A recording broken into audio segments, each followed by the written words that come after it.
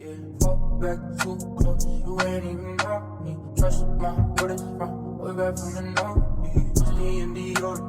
And so the first kind of asthma I wanted to talk about was the earliest, the youngest, right? These are the preschool wheezers. They get called a lot of different things, but these are the kids usually under the age of 4, right? Those really young ones that start to show up predominantly with coughing and wheezing and difficulty when they go to preschool, when they start in daycare, when they start to get exposed to those viral pathogens, right? So, I mean, these are the kids, everybody gets daycare crud, everybody gets viral illnesses, but these are the kids that just seem to get it more often, or when they do, the symptoms are prolonged. They cough for weeks and weeks instead of just 1 week. They're wheezing, they're maybe labored breathing.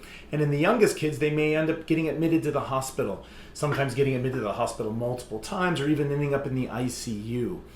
And so, initially, so bronchiolitis, which is our term for just a viral lower respiratory tract infection, is the most common reason for infants and children, toddlers, to get admitted to the hospital. So it's very common for young ones to get admitted for RSV or for rhinovirus or really any of our common respiratory viruses.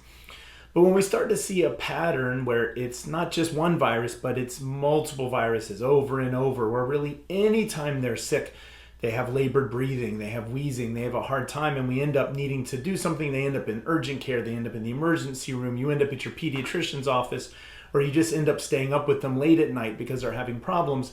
That's when we start thinking, is there something different about that block of kids?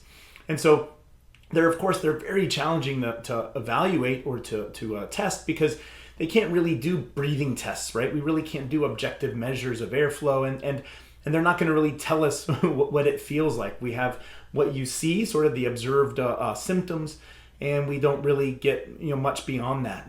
One of the things that can be very helpful is whether or not the medicines help, right? So does albuterol help them? Does that help in terms of coughing? And this is important because we'll ask that question a lot. I'll ask mom, so the pediatrician prescribed albuterol, did it help? And it's always kind of a tricky question because the moms, the dads, they're worried, they want anything to help, and so often they'll say yes, but it's more important than just saying does it help. It's in what way. Does it help reduce how often they're coughing? Do they cough less? Do they cough less? Is it less harsh?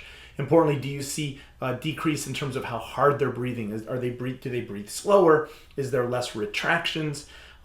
We focus so much on wheezing as a symptom of asthma, and wheezing is a symptom of asthma, but it's usually something that we are going to hear with our stethoscope, right? It's not something that you as mom or dad are going to really appreciate. And if you're hearing it and it's really loud, you only need to be near the child. That's usually from some upper airway type of obstruction, whether it's edema and swelling in the nose, whether it's mucus and obstruction from, a virus in the upper airway or in the central airway. But when we think about asthma, remember, this is something that's affecting the small airways down deep in the lung. And so it's not really that if there's wheezing present, it's usually going to be something that the physician hears with a stethoscope. And so what you hear at home is going to be coughing, repetitive coughing often, right? So, but often it may be productive because remember, it's being triggered by a virus. So they're making a lot of mucus in response to these viral, illnesses. And it's important that we also recognize that these kids, they make more mucus than the average child in response to these viruses. That's one of the hallmarks of this sort of asthma process, right? Remember, I said in the original sort of what is asthma and the definition, we talked about airway inflammation, we talked about increased mucus production, and then we talked about bronchospasm, meaning the squeezing of the muscles around the airway. So these kids, when they get sick, they make more mucus. So often that cough may be productive, but it's repetitive and it doesn't let up until you intervene with something. And so understanding if the albuterol helps us as clinicians, but helps in a certain way. So does it relieve the bronchospasm? Does it help with the work of breathing? And in some of our kids, there might be so much mucus and so much inflammation that's built up in response to these viruses that the response to the albuterol is hard to appreciate. It may be something that we can feel or we can detect on exam, but it's very hard, kind of in the thick of it in the middle of the night. So the answer sometimes may be no. But then often if they do end up in urgent care, they end up in the emergency room, they may get prescribed prednisone, or they may get prescribed some other inhaled steroid or some other steroid like dexamethasone. And then over time you see that medicine helps. It helps to decrease inflammation, help with mucus a little, and then we start to see that the symptoms are improving, and that's helpful as we think about response to treatment. when we think about these kids, I think breaking them up into two big groups is one way to think about it. And one of it is in terms of the frequency of the symptoms. So kind of what we would call an episodic wheezer. So these are kids that really are only having symptoms when they're sick. And it's marked by long periods, marked by periods in between without symptoms. And they don't have wheeze, they don't have cough, they don't have difficulty when they're not sick. And then the other block are kids what we call multi-trigger wheezers or multi-trigger. And these are kids that have symptoms when they're sick. They have problems of coughing and difficulty breathing, labor breathing, retractions, wheezing. But even when they're not sick, they may have brief episodes of cough. They may have brief episodes of difficulty or even wheezing. And so these are the kids that are very different, because what we're trying to also determine, besides making the correct diagnosis, is that we're also trying to determine what do we think the future has in store. And so the kids that are really that episodic wheeze, that don't, that only have problems when they're sick, especially if there's not a family history of asthma, especially if they don't have any other kind of what we call comorbid things like allergies or eczema, then it's more likely that those are the kids that are going to outgrow it, or it's going to resolve as they get older, and really only plague them when they're young children. Whereas those multi-trigger wheezers, the kids that also have evidence of symptoms outside of viral illness, they often will also have other signs of allergy. So eczema, allergic rhinitis, or just clear runny nose certain times of the year. There will often maybe be a family history of allergy, of eczema, of asthma. It's not an absolute, but those are the kids that are at more risk of having asthma symptoms and needing asthma medicines as they get older, moving into the school age years and beyond.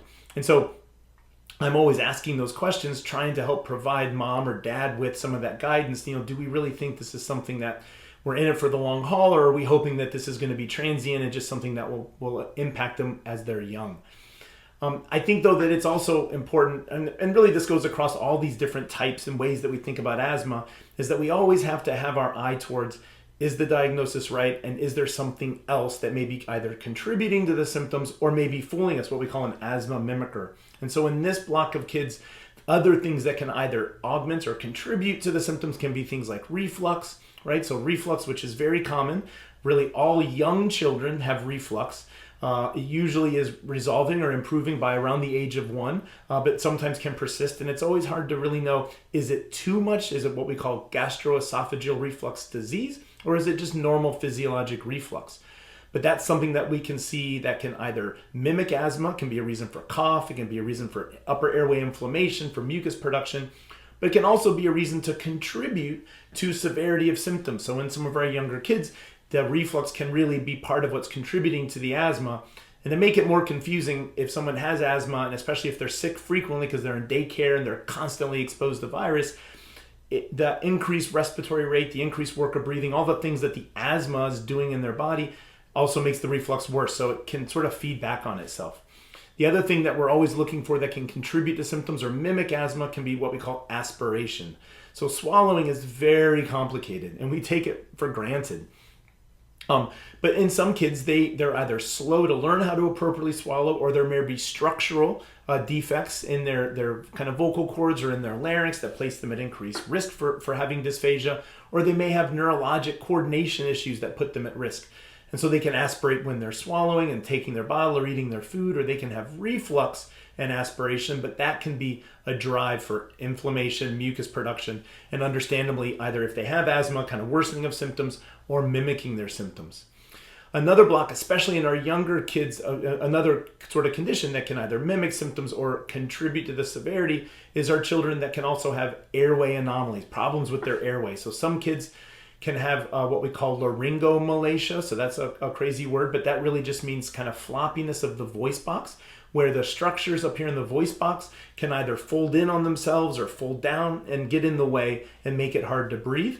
Or we can even have what we call tracheomalacia or bronchomalacia, really just meaning that the cartilage that supports the main airway or the cartilage that supports those sort of branching airways is soft or not formed correctly, and that collapses with breathing. It certainly collapses even stronger with coughing, and that can be a reason for labored breathing or for noisy symptoms. And so we are always looking out for, do we think that there's more to this than just sort of viral triggered bronchospasm, viral triggered asthma? Could there be another comorbid condition that's contributing the symptoms? And sometimes that can be hard to tell apart. Yeah, fall back too close, you ain't even know. me. Trust my what is from way back from the north. Me and the